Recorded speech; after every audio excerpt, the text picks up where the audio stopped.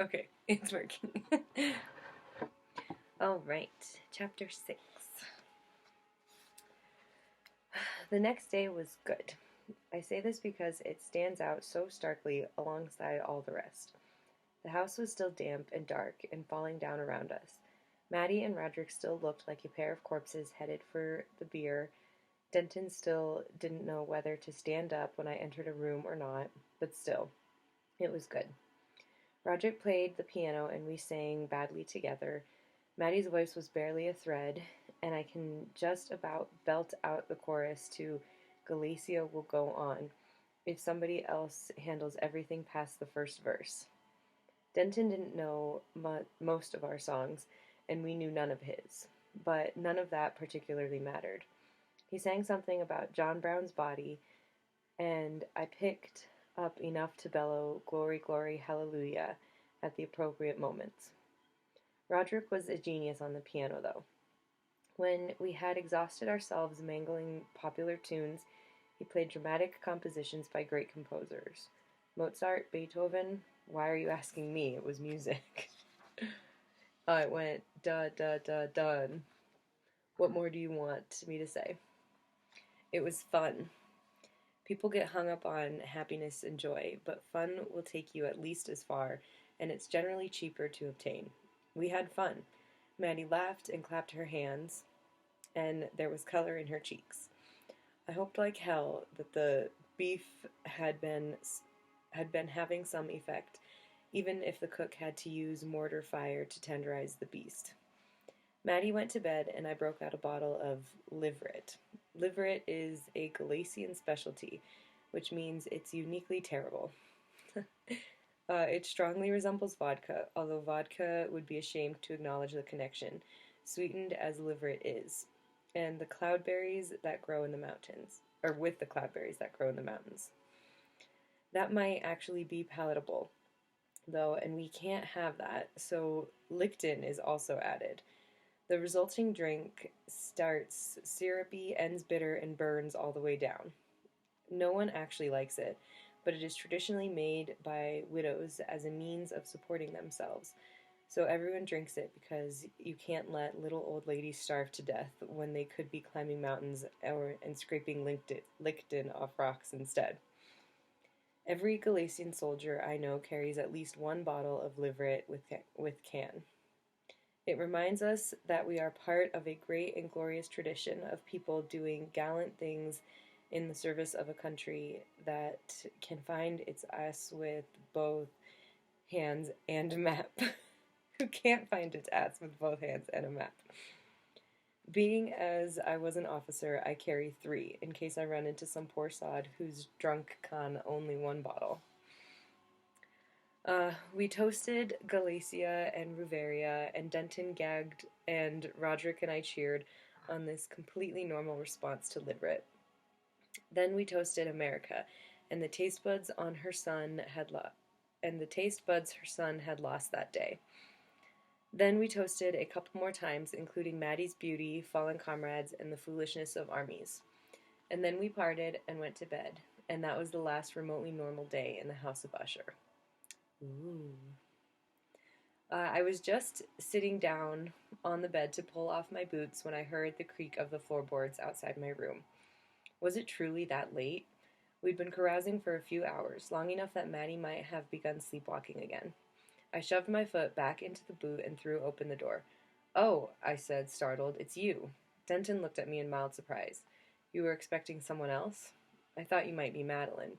Blatantly, it occurred to me how that must sound, as if I was expecting Maddie to visit my rooms in the night.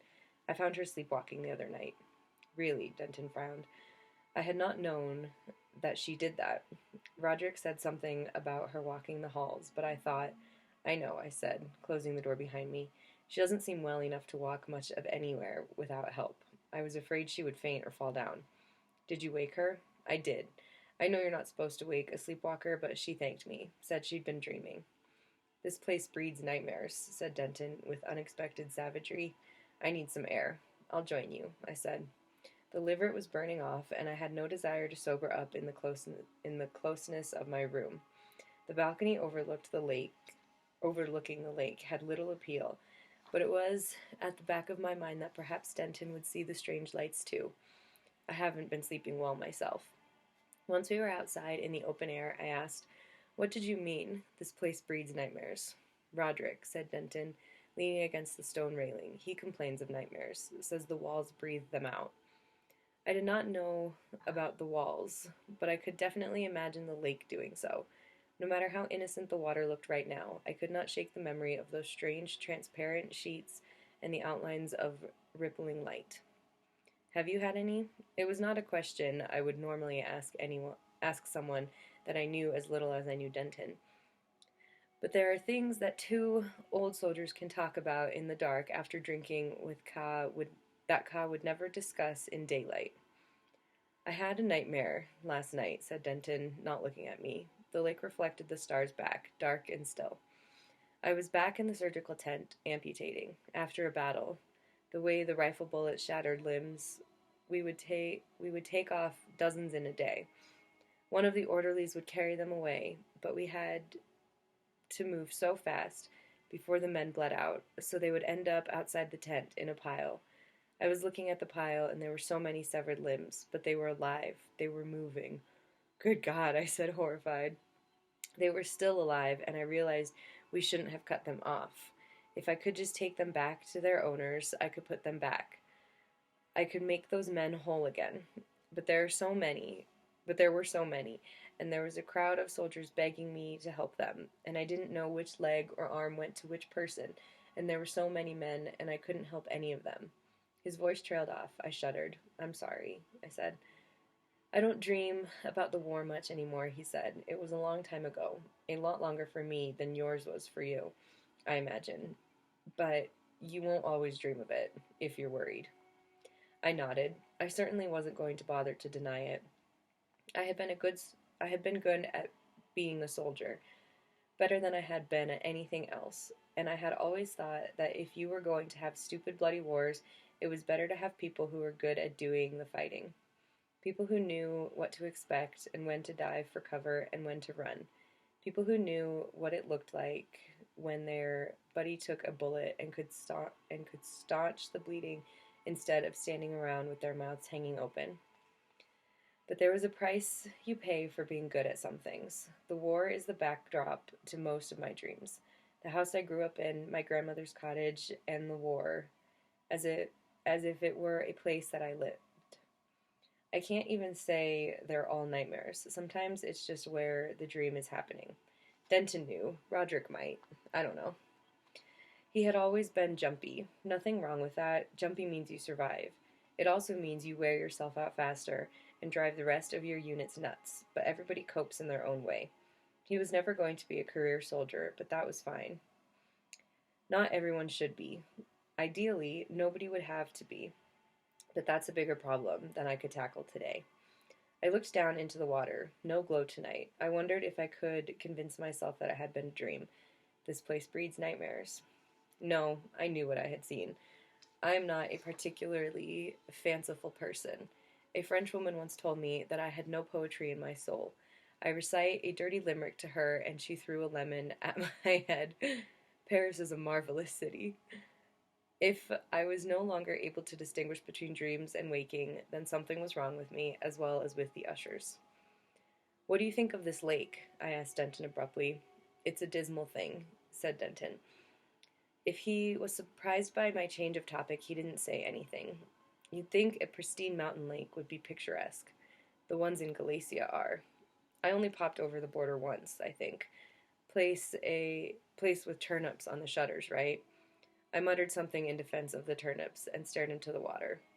"It's like it doesn't reflect right." "The lake?" Denton leaned forward over the balustrade and glanced down. "Possibly. Or what it's reflecting is so depressing that it doesn't help. I don't know. Reminds me of some of the springs we have in the States. Fantastic colors from the minerals leached into it, and it'll kill you dead if you drink from it." He straightened up. "Though I suppose it would have done so by now, since I imagine it's where all the water's drawn from." I grimaced. I hadn't given that any thought. If something in the tarn was poisoning Madeline, it was in all our veins now. I felt vaguely queasy. even though I knew it was my imagination. I thought I saw lights in it the other night. Lights? He looked over at me, surprised.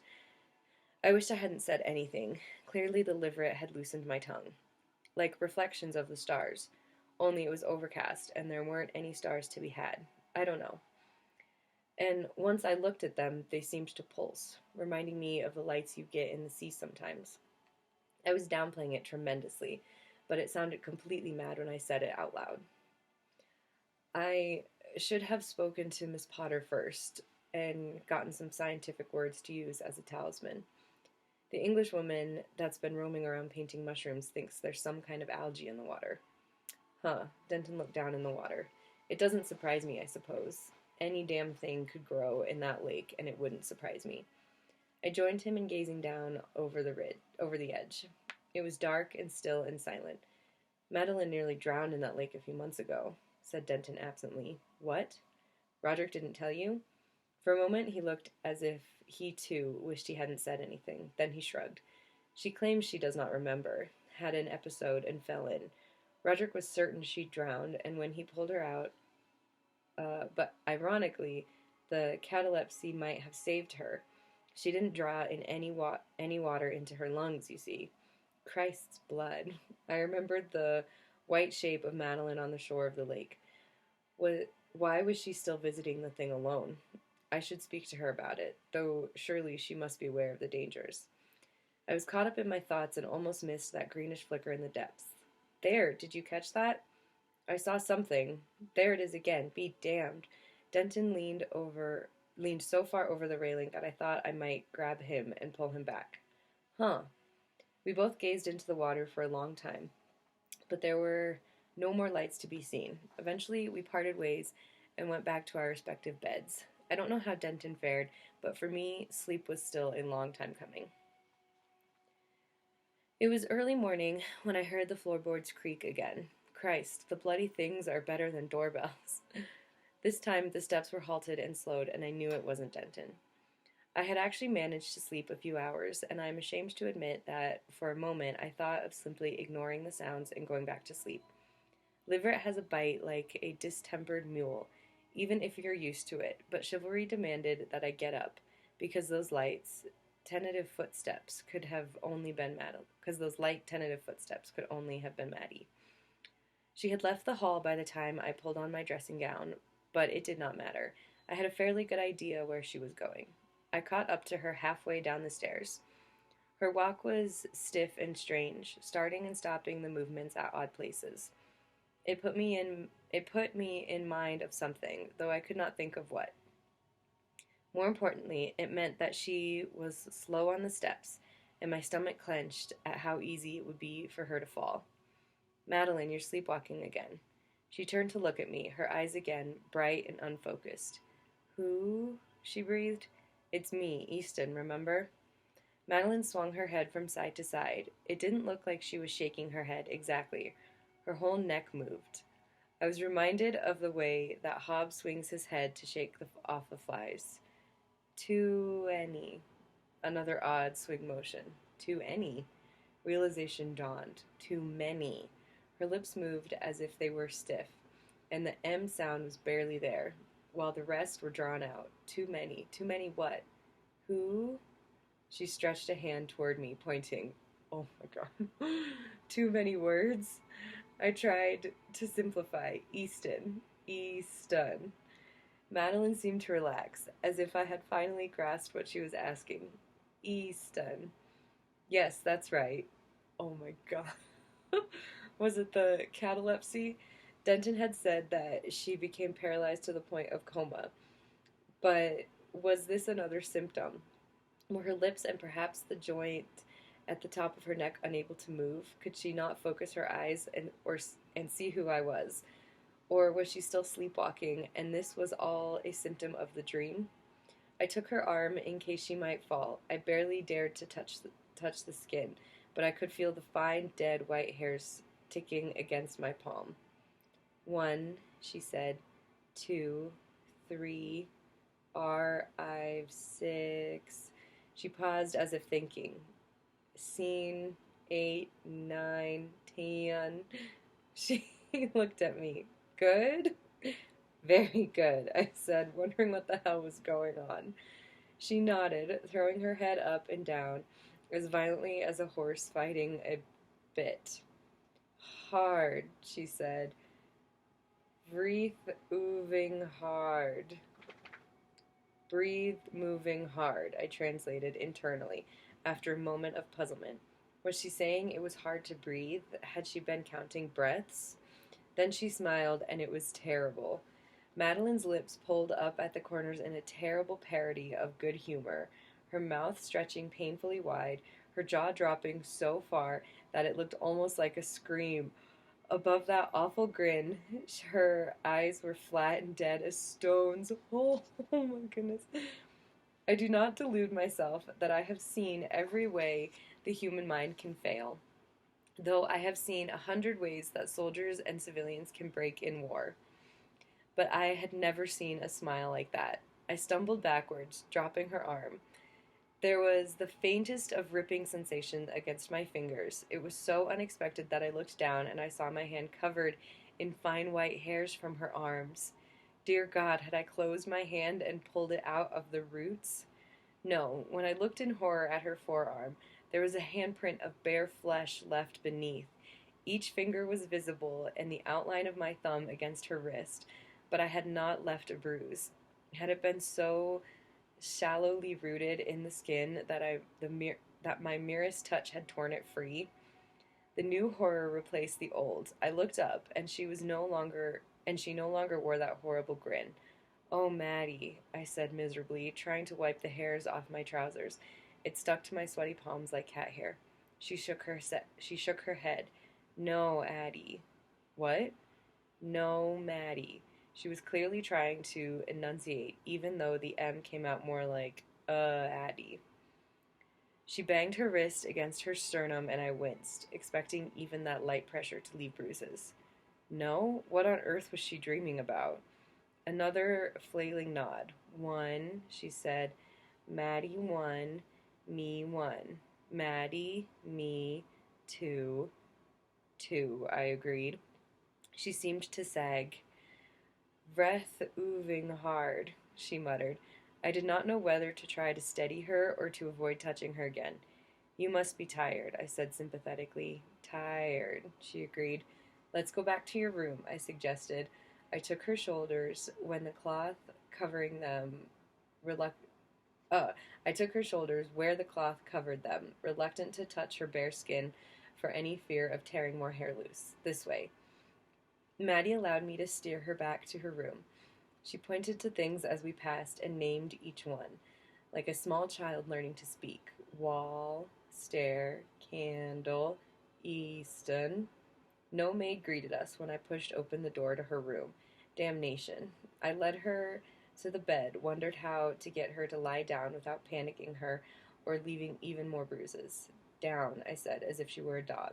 Let's lie down. Down, she agreed. The bed was a mess. I saw more hairs everywhere on the sheets, as if she'd been shedding. Christ's blood. It's never a good sign when people's hair falls out. I would have to tell Denton. Unfortunately, once I'd gotten Maddie into bed, I realized that I had no idea which room was his. There was 100 doors in the great hulk. There were 100 doors in this great hulk. I could go about yelling, I supposed. But what was Denton going to do tonight that he wouldn't do in daylight? I was halfway back to my room before I realized what Maddie's silted walk had reminded me of. It was the hair. Oh my goodness. It's so creepy.